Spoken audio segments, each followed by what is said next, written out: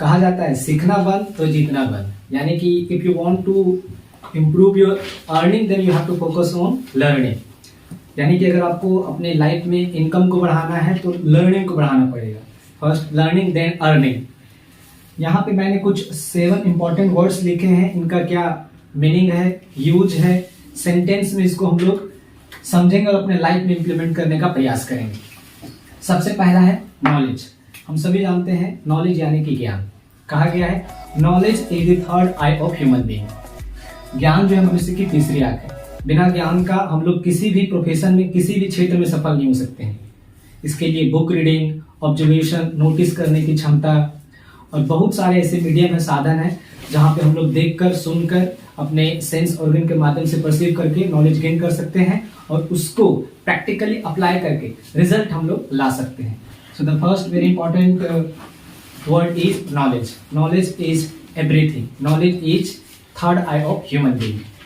Second word is discipline. Discipline यानी कि अनुशासन।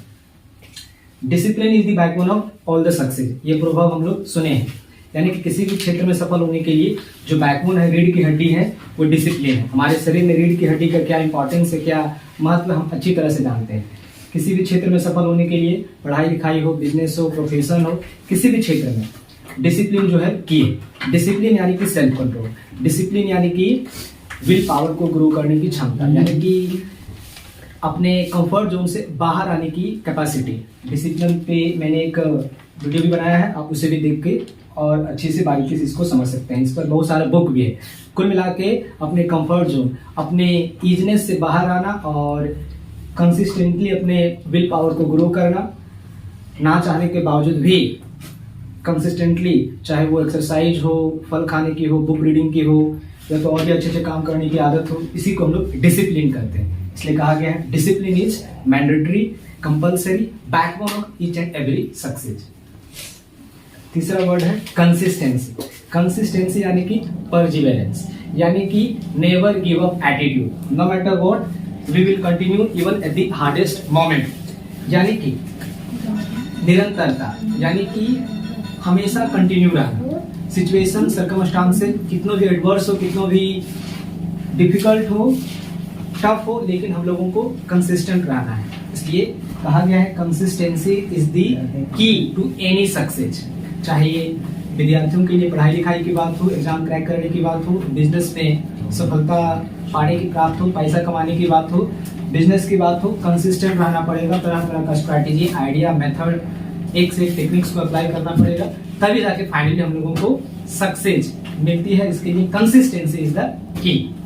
बढ़ते हैं वर्ड नंबर 4 पे, जो कि है हार्ड वर्क। हार्ड वर्क तो मस्ट इंग्रेडिएंट है, यानी कि ये ऐसा आइटम है जो कि आपको अपने लाइफ में अप्लाई करना ही पड़ेगा। Hard work never goes in vain, never wasted. अगर हम पौधा लगाएं आज के दिन में तो तुरंत 1 महीने में या तो 2 महीने में फल देना, छाव देना, लकड़ी देना प्रारंभ नहीं करेगा। इसके लिए हम लोगों को कंसिस्टेंटली एफर्ट अप्लाई करती रहनी पड़ेगी, तब जाके फाइनली सालों बाद हम लोगों को सफलता मिलेगी। पढ़ाई लिखाई में, बिजनेस में, हर क्षेत्र में इसी तरह होता है। हार्ड वर्क आपको कभी भी जो है स्टॉप नहीं करना है। आप तरीके चेंज कर सकते हैं, आप तरह तरह के स्ट्रैटेजी, मेथड किताब पढ़कर या वीडियो देखकर या तो किसी लाइव स्टडी को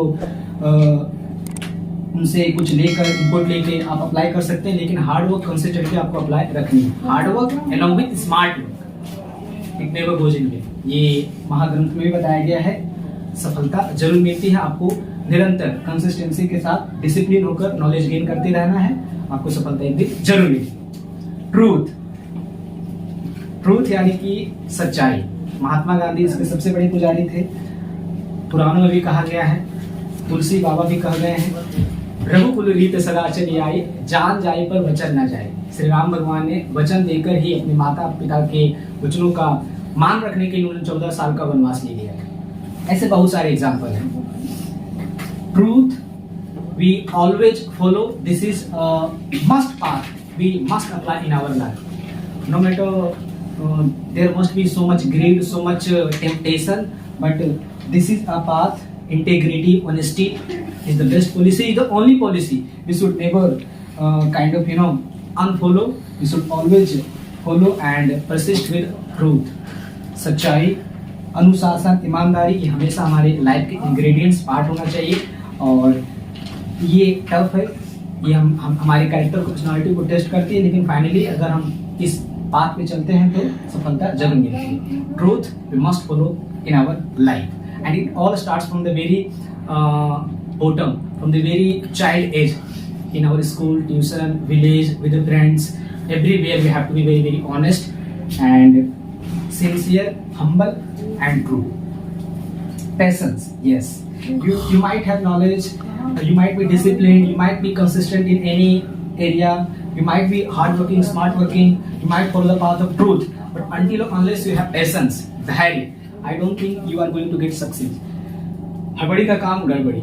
आप मेहनत कीजिए, डिसिप्लिन दिखाइए, आप ज्ञान भी अर्जित करते जा रहे हैं, आप कंसिस्टेंट हैं, आप ट्रूथ को फॉलो कर रहे हैं, आप ऑनेस्ट हैं, लेकिन अगर आप में पैशंस नहीं है, धैर्य नहीं है, यानी कि आप अकबकाते हड़बड़ाते हैं, फिर आपको सफलता नहीं मिलेगी। इसलिए इन सारे इंग्रेडिएंट्स के साथ, इन सारे मसालों के साथ इसको भी ऐड करना बहुत जरूरी है। पैशंस रहना पड़ेगा। इसलिए कहा गया है patience is greater than wisdom, यानी कि patience is greater than knowledge.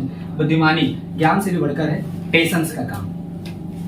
यानी कि आप जो भी काम कर रहे हैं उसके लिए आपको इंतजार करना पड़ेगा, आपको डिजर्व करना पड़ेगा। ऊपर वाला जब भी देता है, देता छप्पर फाड़ के, इसलिए इंतजार कीजिए, इतना मिलेगा कि हम संभाल नहीं पाएंगे। आखिरी है जो कि मेरा फेवरेट है, humanity. Humanity is greater than nationality. Yes, ये अपने आप में बहुत बड़ा कैरेक्टर है, पर्सनालिटी है। ये अगर ट्रेट, ये अगर क्वालिटी हम अपने अंदर एब्जॉर्ब कर लेते हैं, यानी कि हमारा लाइफ जो है उसका जो रियल पर्पस है वो फुलफिल हो गया। यानी कि नो मैटर हिंदू, मुस्लिम, सिख, ईसाई, गरीब, अमीर, ऊंच नीच, इनफैक्ट आज के परिवेश में इसका तो मीनिंग और ज़्यादा डीप हो गया है। यानी कि नेचर, कोई भी नेचुरल रिसोर्सेज है या नेचुरल प्राणी है, अगर हम सेल्फलेसली, निस्वार्थ भावना से अगर उसे सर्व करते हैं, हेल्प करते हैं, तो इससे बढ़कर मानवता का और कुछ उपदेश नहीं हो सकता है। यानी कि humanity is greater than nationality. मानवता जो है राष्ट्रीयता से भी बढ़कर है, समाज और देश को सर्व करने से भी बेटर होता है ह्यूमैनिटी, मानव सेवा। तो ये रहे 7 इंपॉर्टेंट वर्ड्स, इसका मीनिंग, सेंटेंस, यूज और लाइफ में कैसे ये हमें सफलता में आगे बढ़ाने में काम आती है, इसको हम लोग ने डिस्कस किया। उम्मीद करते हैं वीडियो आपको पसंद आया है। वीडियो को अधिक से अधिक शेयर करें। मिलते हैं अगले वीडियो में, तब तक के लिए बहुत बहुत धन्यवाद। अभी वो फोटो खींच लो ताकि वो लोग कर दे।